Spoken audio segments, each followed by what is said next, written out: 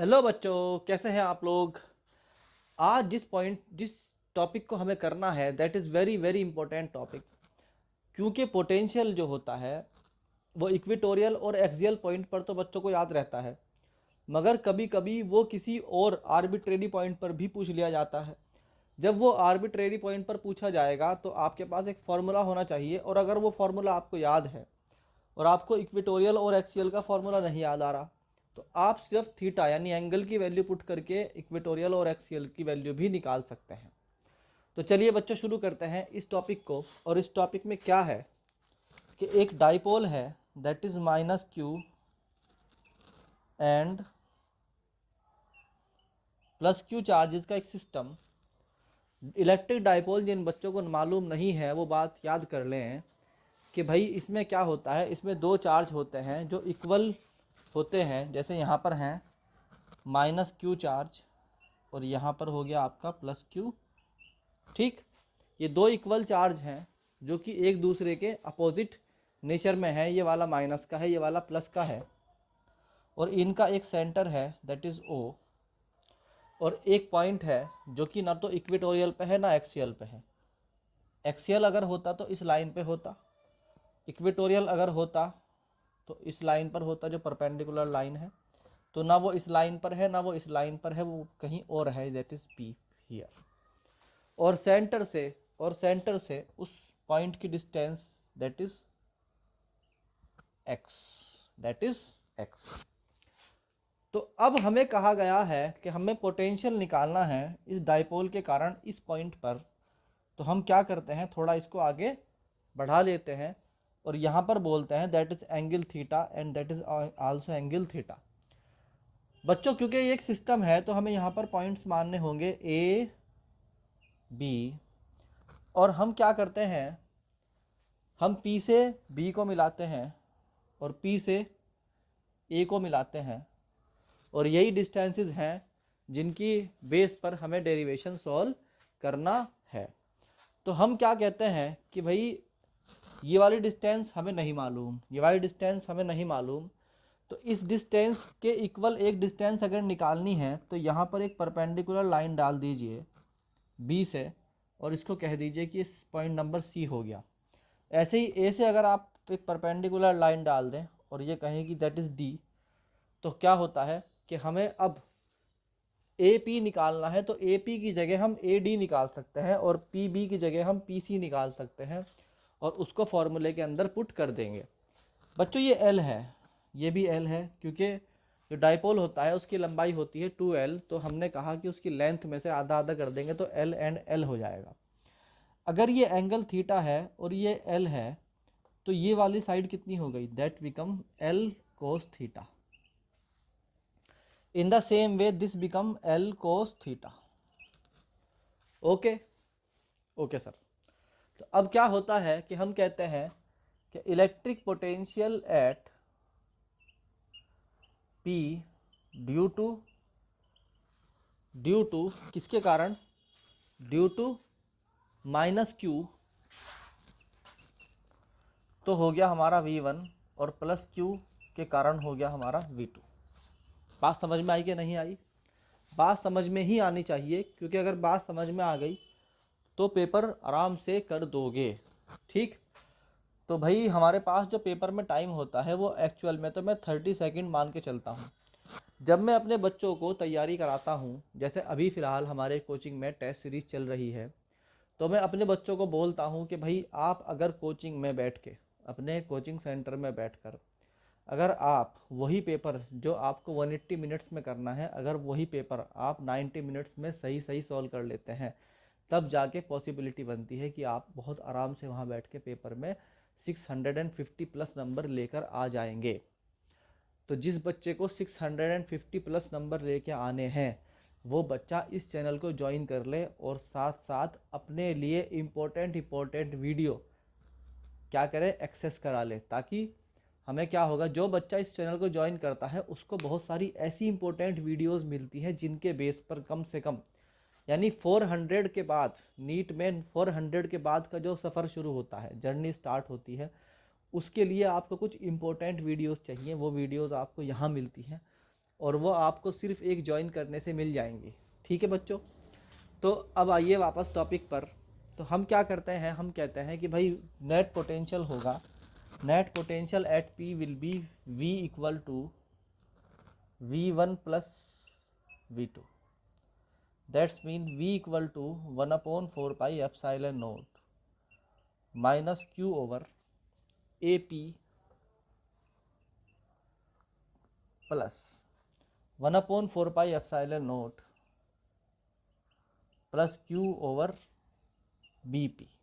BP मतलब plus Q से P तक की डिस्टेंस हो गई। ठीक, अब ये AP क्या है, अब ये AP क्या है, AP इक्वल है किसके, OP के, सॉरी DP के। यानी देखो यहाँ डायग्राम में देखो AP बराबर DP, तो हम क्या लिख देंगे, AP बराबर DP। DP कितना है, DP है DPO प्लस OD, यानी PO फिर O से आगे D। PO कितना है बच्चों, दैट इज X, और ये कितना है L cos थीटा। बात समझ में आई, बात समझ में आई कि नहीं आई। यहाँ से हमारी वैल्यू आ गई किसकी, AP की, किसकी वैल्यू आ गई, AP। Now we will take BP।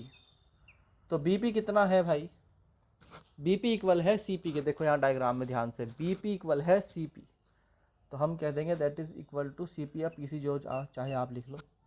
और PC किसके इक्वल है, PC इक्वल है PO minus OC, PO minus OC, that is X minus L cos theta. ये जो बच्चों ऊपर वाली इक्वेशन है, we will write it equation 1, ये इक्वेशन नंबर 2, ये इक्वेशन नंबर 3, और हम कहते हैं कि भाई put values from equation 2 and 3 in equation number 1। तो V इक्वल हो जाता है 1/4 pi epsilon note, 1/4 pi epsilon note minus Q over R plus L cos theta plus 1/4 pi epsilon not Q over R minus L cos theta. यहाँ तक समझ में आया बच्चों, V1 की वैल्यू पुट कर दी, V2 की वैल्यू पुट कर दी। अब हमें क्या करना है, इसको सिंप्लीफाई करना है और अपना आंसर निकाल लेना है। तो हम कहते हैं कि V इक्वल टू, अगर हम Q over 4 pi epsilon note common ले लें तो यहाँ बचता है माइनस के 1/R plus L cos theta, और यहाँ आता है 1/R minus L cos theta. यहाँ तक करने के बाद हमें क्या करना है, यहाँ तक नोट कर लीजिए, नोट करना चाहे नोट कर लें, नहीं तो आपको क्या मिलेगा, आपको PDF फाइल में हैंड रिटेन नोट्स भी मिल जाएंगे। ठीक, तो अब हम क्या करते हैं बच्चों, इसके बाद तो जब हम सिंप्लीफाई करेंगे तो ये हो जाएगा V equal Q over 4 pi epsilon note, that is common term, और नीचे इन दोनों का क्या आ जाएगा, मल्टीप्लिकेशन हो जाएगा, यानी R plus L cos theta into R minus L cos theta. जब लिखेंगे हम यहाँ पे तो ऊपर क्या होगा, R इधर चला जाएगा और ये इधर चला जाएगा। जब ये इधर जाएगा तो यहाँ पर माइनस साइन है, देखो ध्यान से, ये माइनस साइन के साथ पूरी की पूरी क्या होगी, टर्म मल्टीप्लाई होगी, तो minus R plus L cos theta हो जाएगा यहाँ पर, और ये plus R plus L cos theta हो जाएगा। R से R कैंसिल हो गया, तो V इक्वल क्या हो गया, Q over 4 pi epsilon not, Q equal to that is 2L, यानी L कोस थीटा और L कोस थीटा कितना हो गया, 2L cos theta over R square minus L square cos square theta. तो ये हो जाएगा V equal to 2QL cos theta over 4 pi epsilon not R square minus L square cos square theta. ये बच्चों हमारा क्या आया, ये हमारा इस डेरिवेशन का हमारा ये क्या आया बच्चों, फॉर्मूला आ गया। इस फॉर्मूले को आप बहुत अच्छी तरीके से याद रखना है, इस डेरिवेशन को अच्छे से याद रखना है, क्योंकि इसके ऊपर क्वेश्चन आ जाता है कहीं पर भी। और अब हम क्या बोलते हैं, वही अपनी पिछली टर्म के, भाई अगर if L is very very less than of R, then यहाँ से हम ये वाली टर्म ख़त्म कर देंगे और ये बन जाएगा V इक्वल टू 1/4πε0। अच्छा, 2QL क्या था भाई? 2QL किसी को याद है? 2QL इज इक्वल टू क्या होता है? P। तो ये हो जाएगा P cos theta over R square, P cos theta over R square. तो यहाँ से हमारा क्या हुआ? यहाँ से हमारा फॉर्मूला आ गया है, ठीक है। जब हमारा फॉर्मूला आ गया है तो हम क्या करेंगे? तो अब हमें जो फॉर्मूला आया है हमारा, that is V equal to 1/4πε0 P cos theta over R square. ये अभी हमारा फॉर्मूला आ चुका। आज थीटा क्या है? Theta is the angle between, जो लाइन हमारी है मेन लाइन, यानी कि जो लाइन थी हमारी इनको ज्वाइन करने वाली लाइन, -Q और +Q को ज्वाइन करने वाली लाइन, और ये जो लाइन थी हमारी जो हमारे पॉइंट तक जा रही थी, इनके बीच में एंगल था थीटा। तो बच्चों अगर मुझे इस फॉर्मूले को वेरीफाई कराना हो और मैं आपसे बोलता हूँ कि भाई मुझे तो एक्सियल पॉइंट पर जाना है P को लेकर, यानी मैं इस लाइन को झुका कर यहाँ तक लेके आता हूँ और यहाँ तक झुकाने में ये एंगल कितना हो जाता है? Theta equal to 0 degree. कितना हो जाता है? Theta equal to 0 degree. तो यहाँ से जब मैं यहाँ पर वैल्यू पुट करूँगा तो मैं कहता हूँ कि दैट इज़ एक्सियल। पहला केस है हमारा एक्सियल पोजीशन।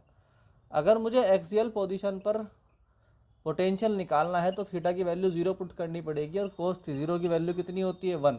जब इस फॉर्मूले के अंदर पुट करूँगा तो मैं कहूँगा V एक्सियल इक्वल आ गया हमारा 1/4πε0 P ओवर आर स्क्वायर। सही, यही तो था, यही तो निकाला है पिछली वाली वीडियो में, बिल्कुल यही निकाला है। दूसरा, अगर हमसे पूछता है what is value at equatorial